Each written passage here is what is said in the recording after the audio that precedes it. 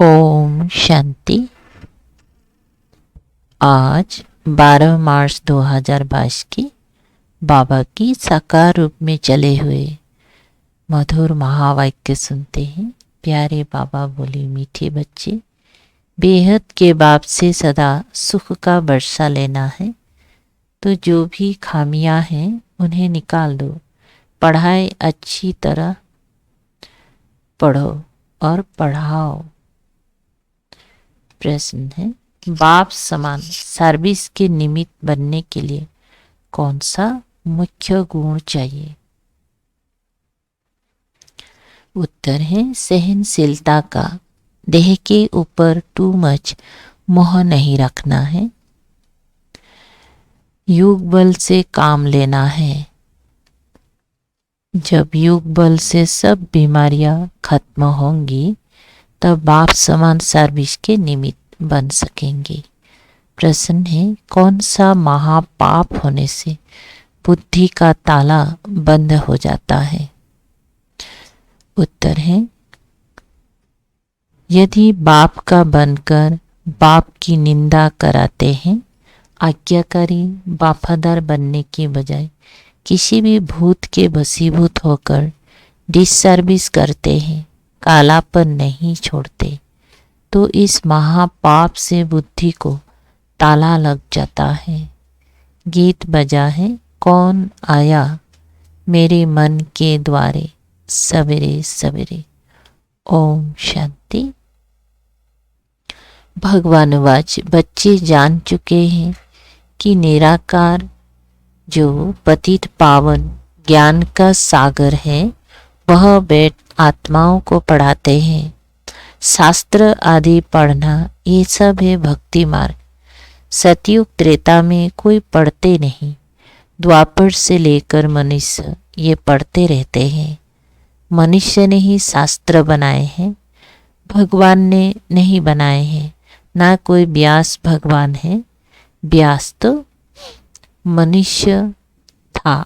निराकार परम पिता परमात्मा को सभी याद करते हैं।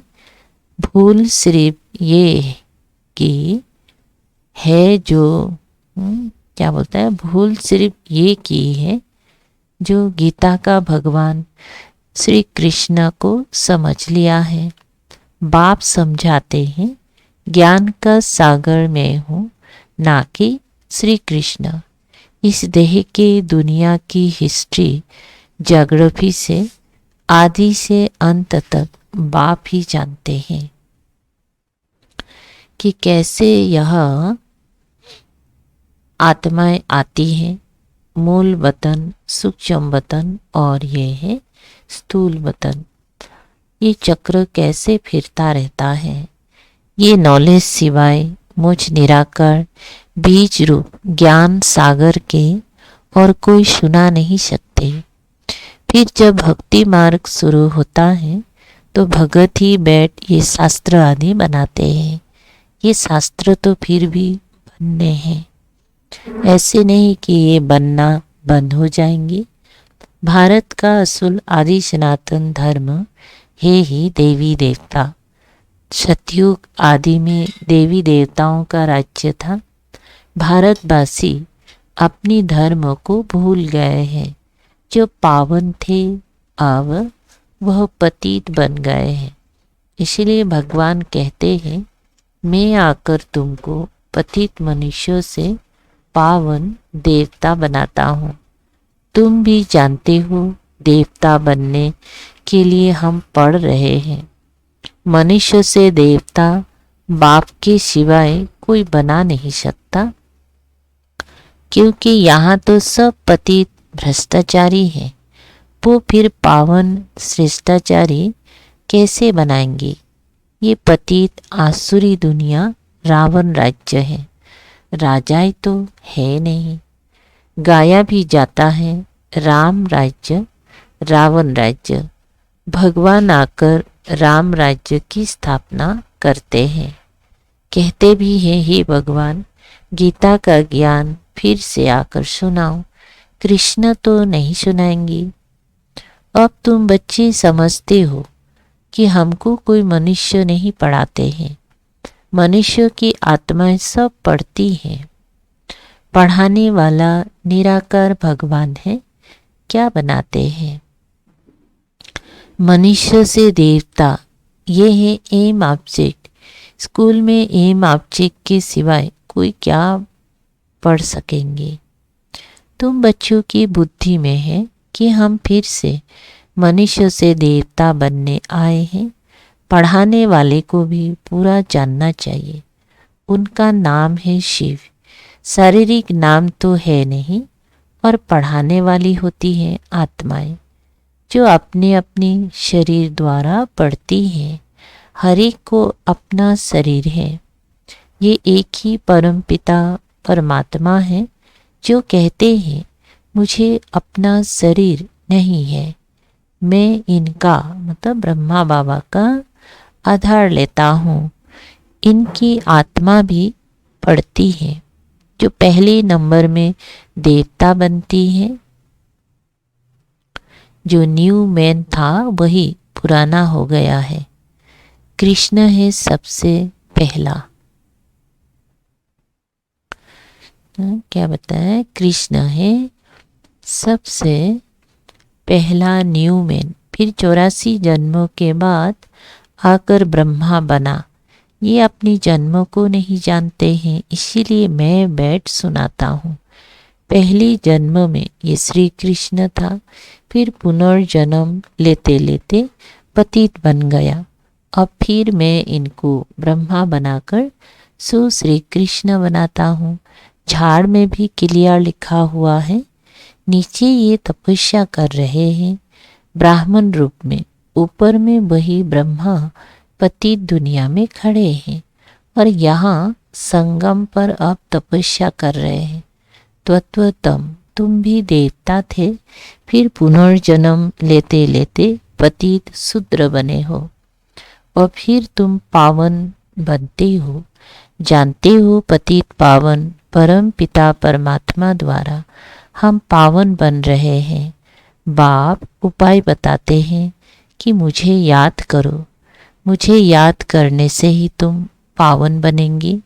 आत्मा और शरीर दोनों ही पावन तो सिर्फ सतयुग में ही होंगी। यहाँ शरीर सबको पतित मिलता है। सबसे खराब भ्रष्टाचार है काम विकार।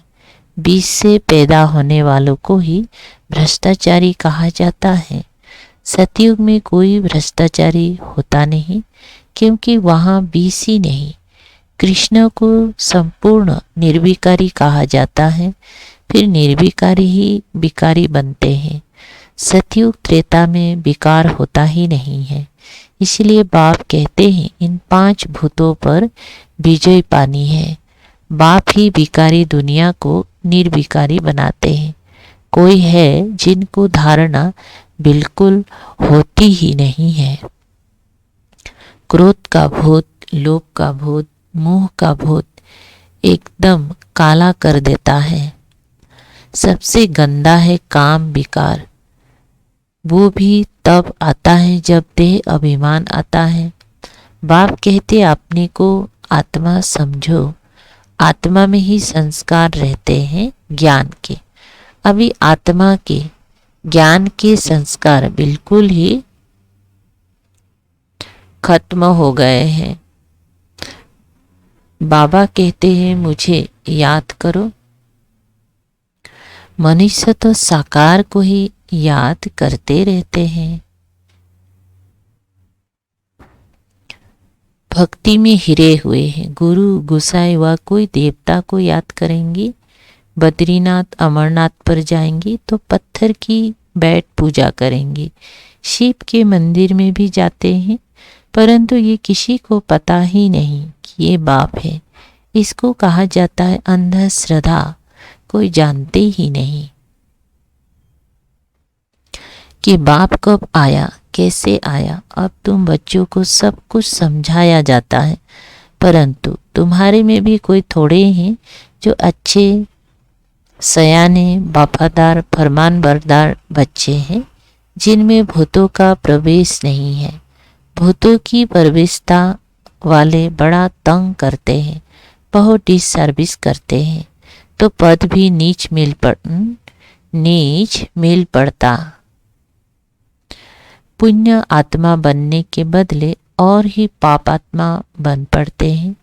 एक तो देह अभिमान है, दूसरा फिर और विकार भी आ जाते हैं। लोभ का भूत आ जाता है। दिल होती रहेगी ये रबड़ी मलाई खाए, ये शुरू से चलता आया है। अभी तो अवस्था परिपक्व बनाना है। लोभ का भूत भी पद भ्रष्ट कर देता है। आधा कल्प इन भूतों ने हैरान किया है, जो कहते हैं हम पुण्य आत्मा बनते और बनाते हैं। वे खुद ही पाप आत्मा बन पड़ते हैं और दूसरों को भी बनाने लग जाते हैं। नाम बदनाम कर देते हैं।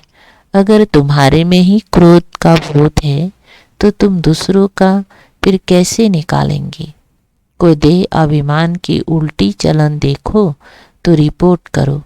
धर्मराज के पास तो रजिस्टर रहता है। फिर सजा भोगने के समय तुमको सब साक्षात्कार कराएंगे कि तुमने इन भूतों के बस बहुतों को तंग किया है। कोई बच्चे क्रोध की अग्नि में जल मरते हैं। आत्मा बिल्कुल काली बन जाती है। डिससर्विस करते हैं तो बाबा बुद्धि का ताला बंद कर देते हैं। उनसे फिर कोई सर्विस हो ना सके। अंत में बाबा सब साक्षात्कार कराएंगे, फिर बहुत परेशान होंगी। इसीलिए बच्चे ऐसा काम नहीं करना चाहिए। बाबा कहते अगर उल्टी चलन चलते हैं तो रिपोर्ट करो। बाबा समझ जाते हैं देह अभिमान के कारण ये दास दासी जाकर बनेंगे, प्रजा में भी कम पद पाएंगे। बाबा तुम बच्चों को ज्ञान श्रृंगार कराते हैं, फिर भी सुधरते नहीं। इस समय ही परम पिता परमात्मा आकर ज्ञान श्रृंगार कराए सतयुग के महाराजा महारानी बनाते हैं। इसमें सहनशीलता बड़ी अच्छी चाहिए। देह के ऊपर टू मच मोह नहीं होना चाहिए। योग बल से काम लेना है। ब्रह्मा बाबा भी बूढ़ा है परंतु योग में खड़ा है। खांसी आदि होती है फिर भी सर्विस पर रहते हैं। बुद्धि की कितनी सर्विस करनी होती है। इतने बच्चों को संभालना, मेहमानों के लिए प्रबंध रखना कितना बोझा रहता है। खयालत भी चलती है। अगर कोई बच्चे की बदचलन होंगी तो नाम बदनाम कराएंगे। कहेंगे ये ऐसे ब्रह्मा कुमार कुमारी है तो नाम ब्रह्मा का हुआ ना। इसीलिए कहा जाता है गुरु का निंदक है छोड़ ना पाए। ये है सदगुरु के लिए। इन कलियुगी गुरुओं ने फिर अपने लिए बता दिया है। इसीलिए मनुष्य उनसे डरते हैं कि कहाँ गुरु की श्राप ना दे देवे, कहाँ गुरु जी श्राप ना दे देवे। यहाँ कोई ऐसी बात नहीं। अपनी चलन से अपने ऊपर बद्दुआ करते हैं। बच्चों को अपने भविष्य का ख्याल रखना चाहिए। अब पुरुषार्थ नहीं किया तो कल्प कल्पांतर यही हाल होगा। बाप कितना अच्छी रीति समझाते हैं, फिर भी कोई है जो कालापन छोड़ते ही नहीं। फिर टूट पड़ते हैं अथवा मरकर जहन्नुम में गिर जाते हैं, पढ़ाई छोड़ देते हैं। कोई तो बच्चे अच्छे चलते हैं, कोई तो ईश्वरीय जन्म लेकर 8-10 बरस के बाद भी मर पड़ते हैं अथवा फारकती दे देते हैं। लौकिक बाप भी सपूत बच्चों को देख खुश होते हैं, फिर भी नंबरवार तो है ना। कोई कोई सेंटर्स पर भी तंग करते हैं, बड़े कांटे बन जाते हैं। घर के बनकर फिर निंदा कराते हैं तो महान पाप आत्मा बन जाते हैं। इसीलिए बाबा समझाते रहते हैं। तो यहाँ तुम आए हो बेहद के बाप से सुख का वर्षा लेने। तो खामियां सब निकालनी चाहिए। स्कूल में पास होने वाले स्टूडेंट शर्त रखते हैं कि हम 80 मार्क्स से पास होंगे, 90 मार्क्स से पास होंगे। फिर जब पास होते हैं तो खुशी में एक दो को तारे करते हैं। ये है बेहद की पढ़ाई। सूर्यवंशी बनेंगी व चंद्रवंशी, वो भी मालूम पड़ जाता है। चंद्रवंशी राजा रानी जब बनते हैं तो उनके आगे सूर्यवंशी जैसे सेकेंड नंबर में हो जाते हैं। राम सीता का जब राज्य चलता है तो लक्ष्मी नारायण छोटे हो जाते हैं, सूर्यवंशी नाम ही खत्म हो जाता है। ये नॉलेज बड़ी रमणीक है।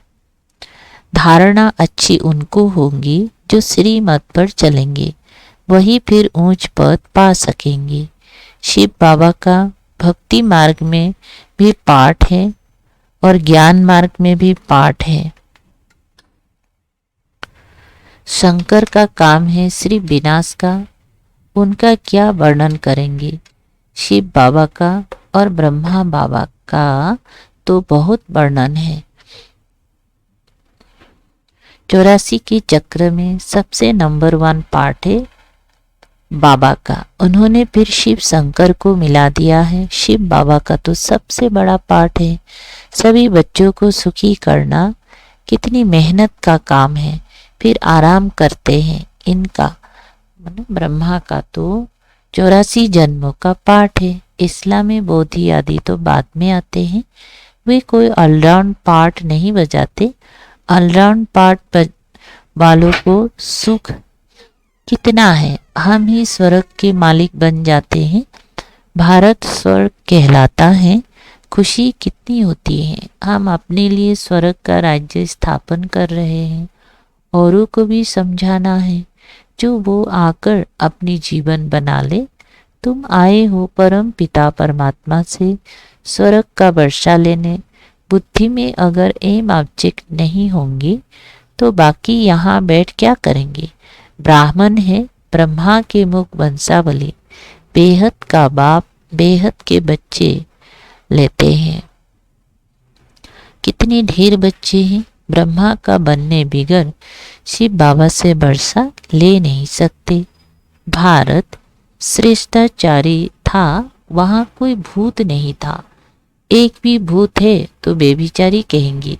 भूतों को तो बिल्कुल भगाना है। बाबा को बहुत लिख भेजते हैं। बाबा काम का भूत आया परंतु बच गए। बाबा कहते बच्चे तूफान तो बहुत आएंगे परंतु कर्मेंद्रियों से कोई कर्म नहीं करना, भूतों को भगाना, नहीं तो सूर्यवंशी चंद्रवंशी बन नहीं सकेंगे। ध्यान में जाना भी अच्छा नहीं है क्योंकि माया बहुत प्रवेश हो जाती है। अच्छा मीठी मीठी सिकल दे बच्चों प्रति माता पिता बाप दादा का याद प्यार और गुड मॉर्निंग। रूहानी बाप की रूहानी बच्चों को नमस्ते। हम रूहानी बच्चों की रूहानी बाप दादा को याद प्यार गुड मॉर्निंग और नमस्ते नमस्ते। शुक्रिया बाबा, थैंक यू बाबा। धारणा के लिए मुख्य सार है 1 नंबर, कर्मेंद्रियों से कोई भी विक्रम नहीं करना है। ऐसी कोई चलन नहीं चलनी है जिससे अनेकों की बद्दुआ निकले। अपनी भविष्य का ख्याल रख, पूर्ण पुण्य कर्म करने हैं। नंबर 2, अंदर जो भी कालापन है देह अभिमान के कारण भूतों की प्रवेशता है, उन्हें निकाल देना है। ज्ञान से अपना श्रृंगार कर सपूत बच्चा बनना है। वरदान बिजी रहने की सहज पुरुषार्थ द्वारा निरंतर योगी निरंतर सेवाधारी भव। बिजी रहने के सहज पुरुषार्थ द्वारा निरंतर योगी निरंतर सेवाधारी भव। विस्तार है ब्राह्मण जन्म है ही सदा सेवा के लिए। जितना सेवा में बिजी रहेंगी उतना सहज ही माया जीत बनेंगी। इसलिए जरा भी बुद्धि को फुर्सत मिले तो सेवा में जुट जाओ। सेवा के सिवाय समय नहीं गवाओ। अच्छा चाहे संकल्प से सेवा करो, चाहे वाणी से, चाहे कर्म से, अपने संपर्क और चलन द्वारा भी सेवा कर सकते हो। सेवा में बिजी रहना ही सहज पुरुषार्थ है। बिजी रहेंगी तो युद्ध से छूट निरंतर योगी, निरंतर सेवाधारी बन जाएंगे। स्लोगन है, आत्मा को सदा तंदुरुस्त रखना है तो खुशी की खुराक खाते रहो। अच्छा, ओम शांति। शुक्रिया बाबा, थैंक यू बाबा।